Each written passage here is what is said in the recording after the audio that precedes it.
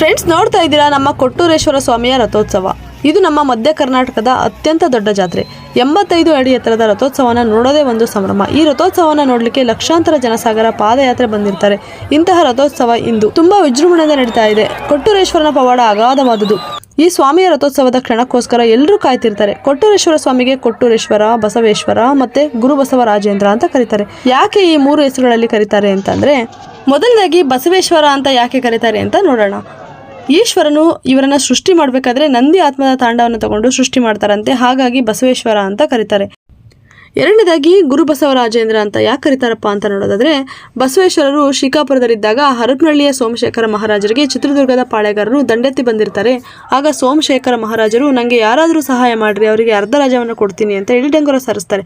ಆಗ ಒಬ್ರು ಬಂದು ಹೇಳ್ತಾರೆ, ಬಸವೇಶ್ವರನ ಹೋಗಿ ಕಾಣ್ರಿ, ನಿಮ್ಮ ಕೆಲಸ ಆಗುತ್ತೆ ಅಂತ ಹೇಳ್ತಾರೆ. ಆಗ ರಾಜರು ಬಂದು ಬಸವೇಶ್ವರನ ಬೇಡ್ಕೊಳ್ತಾರೆ. ಆಗ ಬಸವೇಶ್ವರರು ಸರಿ, ನಾನು ರಣರಂಗದಲ್ಲಿ ಬಂದು ಸಹಾಯ ಮಾಡ್ತೀನಿ ಅಂತ ಹೇಳ್ತಾರೆ. ಅವರು ಹೇಳ್ದಾಗಿನೇ ರಣರಂಗದಲ್ಲಿ ಬಸವೇಶ್ವರರು ಬರ್ತಾರೆ. ಅಲ್ಲಿ ಪವಾಡ ಏನಂದ್ರೆ, ರಣರಂಗದ ತುಂಬಾ ಜಂಗಮರೇ ಇರ್ತಾರೆ. ಆಗ ಚಿತ್ರದುರ್ಗದ ಪಾಳೆಗಾರರು ಆಶ್ಚರ್ಯ ಪಡ್ತಾರೆ. ಯಾಕಂದ್ರೆ ಜಂಗಮರ ಮೇಲೆ ಕೈ ಮಾಡ್ತಾ ಇರಲ್ಲ ಅವಾಗೆಲ್ಲ. ಹಾಗಾಗಿ ಸ್ವಾಮಿಗೆ ಕೈ ಮುಗಿದು ವಾಪಸ್ ಹೋಗ್ತಾರೆ. ಅವಾಗ ಸೋಮಶೇಖರ ಮಹಾರಾಜರು, ನಾನು ಅರ್ಧ ರಾಜ್ಯ ಕೊಡಬೇಕು ಅಂತ ಅನ್ಕೊಂಡಿದ್ದೆ, ಆದ್ರೆ ನನ್ನ ಸಾಮ್ರಾಜ್ಯವನ್ನ ಉಳಿಸಿಕೊಟ್ಟಿದ್ದೀರಾ, ಇಡೀ ಸಾಮ್ರಾಜ್ಯವನ್ನ ನಿಮಗೆ ಬಿಟ್ಕೊಡ್ತಾ ಇದ್ದೀನಿ, ನೀವೇ ರಾಜರಾಗ್ರಿ ಅಂತ ಹೇಳ್ತಾರೆ. ಆಗ ಬಸವೇಶ್ವರರು, ಇಲ್ಲ, ನಾನು ಸನ್ಯಾಸಿ ರೂಪದಲ್ಲಿ ಬಂದಿದ್ದೇನೆ, ನನಗೆ ನನ್ನದೇ ಆದ ಕಾಯಕ ಇದೆ, ಬೇಡ ಅಂತ ಹೇಳ್ತಾರೆ. ಆವಾಗ ಮಹಾರಾಜರು ಹೇಳಿದ್ರಂತೆ, 1 ದಿನದ ಮಟ್ಟಿಗಾದರೂ ನೀವು ರಾಜ್ಯಭಾರ ಮಾಡಲೇಬೇಕು ಅಂತ ಹೇಳಿ. ಹಾಗಾಗಿ 1 ದಿನದ ಮಟ್ಟಿಗೆ ರಾಜ್ಯಭಾರ ಮಾಡಿದ್ರಂತೆ. ಆಗ ಅವರಿಗೆ ಗುರು ಬಸವರಾಜೇಂದ್ರ ಅಂತ ಹೇಳಿ ಕರೆಯಲಾಯ್ತಂತೆ.